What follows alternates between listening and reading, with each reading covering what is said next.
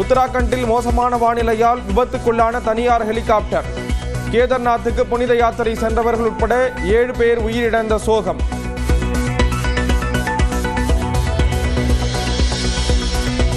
Group 1 மற்றும் group 1A முதல்நிலை தேர்வு தொடங்கியது. மொத்தம் 2,49,296 பேர் எழுதுகின்றனர்.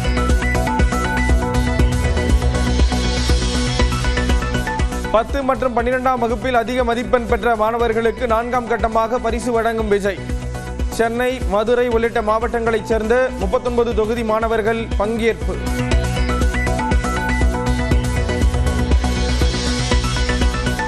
சிப்ரஸ் நாட்டுக்கு புறப்பட்டார் பிரதமர் மோடி. கனடாவில் நடைபெறும் G7 உச்சி மாநாட்டிலும் பங்கேற்கிறார்.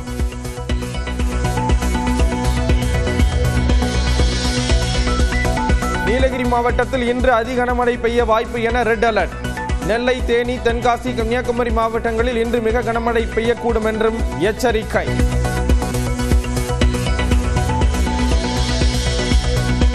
வெள்ளப்பெருக்கால் குற்றால அருவிகளில் குளிக்க தடை. வார விடுமுறையை கொண்டாட வந்த சுற்றுலா பயணிகள் ஏமாற்றம்.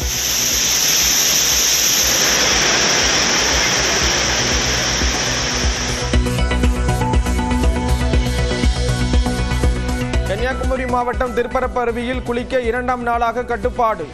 பிரதான பகுதி தவிர்த்து மற்ற பகுதிகளில் குளிக்க அனுமதி.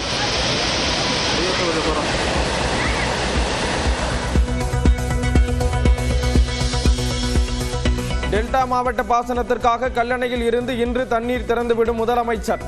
5,28,000 ஏக்கர் விளைநிலங்கள் பாசன வசதி பெறும். மதுரை வி. சத்திரப்பட்டி காவல் நிலையத்தை அடித்து நொறுக்கிய சம்பவத்தில் 2 கைது. விருதுநகர் அருகே கைதான நிலையில் மதுரை அடைத்து வந்த தனிப்படை போலீசார்.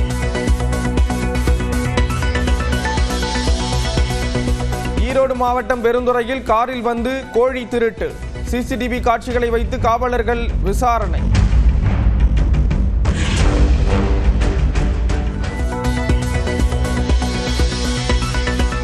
ஈரோடு மாவட்டம் அக்கரை கொடிவேரியில் வாகன தணிக்கையில் சிக்கிய கள்ள நோட்டுகள். ஒருவர் சிக்கிய நிலையில் தலைமறைவான மற்றொரு நபருக்கு காவல்துறை வலைவீச்சு. இயக்குநராக அறிமுகமாக உள்ள நடிகர் பார்த்திபனின் மகன் ராக்கி த்ரில்லர் கதையை இயக்க உள்ளதாக அறிவிப்பு. இஸ்ரேலின் தாக்குதலால் ஈரான் நாட்டின் ராணுவ தளபதிகள் 9 அணு விஞ்ஞானிகள் கொலை. ட்ரோன் தாக்குதலால் ஈரானில் தீப்பற்றி எரியும் எரிவாயு உற்பத்தி நிலையங்கள்.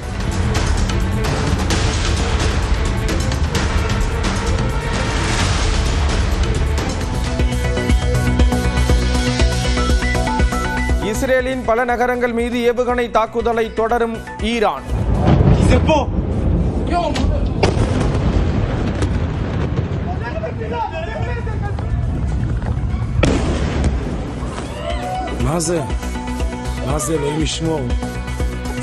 டெல் அவிவ், ரிஷோன் நகரங்களில் ஏராளமான கட்டடங்கள் சேதம், 6 பேர் உயிரிழப்பு.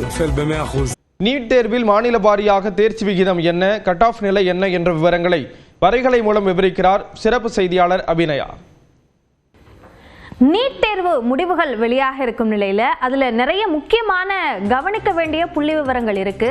அது என்னென்ன அப்படின்றத நம்ம பார்க்கலாம். முதலாவதாக நீட் தேர்ச்சி விகிதம் தேசிய அளவிலும் தமிழ்நாட்டு அளவிலும் முந்தைய ஆண்டு கடந்த ஆண்டோடு ஒப்பிடும்போது என்னவாக இருக்கு அப்படின்னு நம்ம பார்த்தோம்னா 2025 தேசிய அளவிலான தேர்ச்சி விகிதம் 55.96%, கிட்டத்தட்ட 56% இருந்திருக்கு.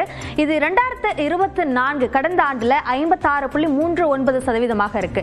பெரிய அளவிலான வித்தியாசம் இல்லை அப்படின்னு நம்ம சொல்லலாம். ஆனா தமிழ்நாடு பொறுத்த வரைக்கும் 2025 56% தேர்ச்சி விகிதமாக இருக்கு. அது போன வருஷம் 58.33% இருந்திருக்கு. 2% மேல தேர்ச்சி விகிதம் குறைஞ்சிருக்கு. தேசிய அளவிலேயுமே நீட் தேர்வினுடைய கடினத்தன்மையின் அடிப்படையில் இந்த தேர்ச்சி விகிதம் குறைந்திருக்கு அப்படின்னாலும் தமிழ்நாட்டில் இந்த தேர்ச்சி விகிதம் குறைவுதான் அப்படின்னு கல்வியாளர்கள் தரப்புலையும் சொல்லப்படுது.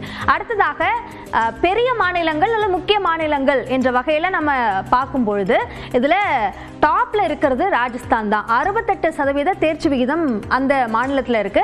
ஹரியானால 64, ஆந்திரால 63, தென் மாநிலங்கள்ல ஆந்திரா 3வது இடத்துல இருக்கு அப்படின்னு நம்ம சொல்லலாம். குஜராத் 62%, கேரளா 60% இருக்கு. தெலங்கானால 59% தேர்ச்சி விகிதமாக இருக்கு. கர்நாடகாவில் 58.7% இருக்கு. தமிழ்நாடு பொறுத்த வரைக்கும் 56%. இந்த பெரிய மாநிலங்கள், முக்கிய மாநிலங்கள் என்ற அந்த பட்டியலில் பார்க்கும்பொழுது தமிழ்நாடு 8வது இடத்துல இருக்கு. அதே மாதிரி மேற்கு வங்கத்தில் 55% தேர்ச்சி விகிதம், ஒடிசால 53%, மகாராஷ்டிரா, மத்திய பிரதேசம், உத்தரப்பிரதேசம் இந்த 3 மாநிலங்கள்லையும் 51% என்பதாக இருக்கு. மகாராஷ்டிரால சற்று அதிகம், மத்திய பிரதேசத்திலே உத்தரப்பிரதேசத்திலே 51% தலா. இதுல முக்கியமா உத்தரப்பிரதேசத்துல கிட்டத்தட்ட 3 லட்சத்திற்கும் மேற்பட்டவர்கள் இந்த தேர்வுக்காக எழுதியிருந்தாங்க. ஆனா தேர்ச்சி விகிதம் 51% வந்திருக்கு அப்படின்றத பார்க்க முடியுது. அடுத்ததாக தகுதி மதிப்பெண், நீட் தேர்வினுடைய தகுதி மதிப்பெண் ஒப்பீட்டை நம்ம எடுத்துக்கிட்டோம் அப்படின்னா இடஒதுக்கீடு அல்லாதோர், அதாவது அன்ரிசர்வ்ட் கேட்டகரி, ஓசி பிரிவு அப்படின்னு நம்ம சொல்லலாம். அது வந்து 2023 அவர்களுக்கான கட் ஆஃப் 137 இருந்து 2024 162 உயர்ந்தது. 2025 அது மீண்டும் 144 குறைந்திருக்கு. மற்ற இடஒதுக்கீட்டு பிரிவினர் ஓபிசி, எஸ்சி, எஸ்டி இந்த பிரிவினர் எடுத்துக்கிட்டோம்னா 2023 107 இருந்து 127 அதிகரித்து இப்ப 113 குறைந்திருக்கு. ஓவராலாவே இந்த கட் ஆஃப் நிலை அப்படின்றது வந்து கடந்த ஆண்டுகளை விட இந்த தடவை அதிகமா குறைஞ்சிருக்கு அப்படின்னு நம்ம சொல்லலாம். அடுத்ததாக நம்ம முக்கியமா பார்க்கிறது வந்து கட் ஆஃப் நிலை. இந்த மதிப்பெண்கள் இந்த எண்ணிக்கையின் அடிப்படையில் நம்ம ஓரளவு யூகிக்கலாம். ஆனா இது தேசிய அளவிலான ஒரு புள்ளி விவரம் தான், மாநில அளவில் கொடுக்கப்படல. கடந்த ஆண்டு 720 மதிப்பெண்கள் பெற்ற மாணவர்களோட எண்ணிக்கை மட்டுமே 17 இருந்தது. இந்த ஆண்டு ஒரு மாணவர் கூட 700 மதிப்பெண்களுக்கு மேல வாங்கல. 651 இருந்து 686 வரைக்கும் மதிப்பெண் பெற்ற மாணவர்களோட எண்ணிக்கை 73 தான். இது கடந்த ஆண்டை விட இந்த ஆண்டு மிக மிக குறைவாக இருக்கு. 601 இருந்து 650 வரைக்கும் 1259 மாணவர்கள் இருக்காங்க. கடந்த ஆண்டுல அதுல 20,000க்கும் மேற்பட்ட மாணவர்கள் இருந்தாங்க அப்படின்னு சொல்லப்படுது. 551 இருந்து 600 வரைக்குமாக 10,000க்கும் மேற்பட்ட மாணவர்களும் 500 இருந்து 550 வரைக்குமான அந்த மதிப்பெண் எடுத்த மாணவர்களோட எண்ணிக்கை 39,521 ஆகவும் 451 இருந்து 500 வரைக்கும் மதிப்பெண் எடுத்த மாணவர்களோட எண்ணிக்கை 69,503 இருக்கு. இப்படியாக மதிப்பெண் நிலை வெகுவாக குறைந்திருக்கு. கிட்டத்தட்ட சராசரியாக 100 மதிப்பெண்கள் அளவிற்கு நீட் கட் ஆஃப் இந்த ஆண்டு முந்தைய ஆண்டை விட குறைவதற்கான வாய்ப்பு இருக்கு என்றும் கல்வியாளர்கள் தரப்புல சொல்லப்படுது. இதெல்லாம் தான் முக்கியமா நீட் தேர்வு தொடர்பாக நம்ம தெரிஞ்சுக்க வேண்டிய முக்கிய புள்ளி விவரங்கள். திமுக உடனான கூட்டணி துணை முதல்வருக்கானது அல்ல என திருச்சி விசிக பேரணியில் கூறிய திருமாவளவன், பாஜகவின் திட்டங்களை செயல்படுத்த நடிகர் என்கிற போர்வையில் சிலர் வேஷம் போடுவதாக விஜயை மறைமுகமாக விமர்சித்திருக்கிறார்.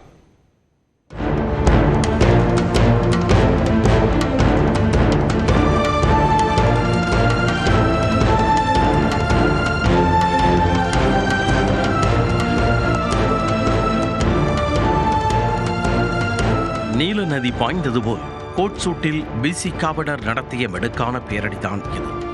திருச்சியில் விடுதலை சிறுத்தைகள் கட்சி சார்பில் மத சார்பின்மை காப்போம் என்ற தலைப்பில் பேரணி நடைபெற்றது. திருமாவளவன் தலைமையில் டிவிஎஸ் டோல்கேட் பகுதியில் தொடங்கிய பேரணி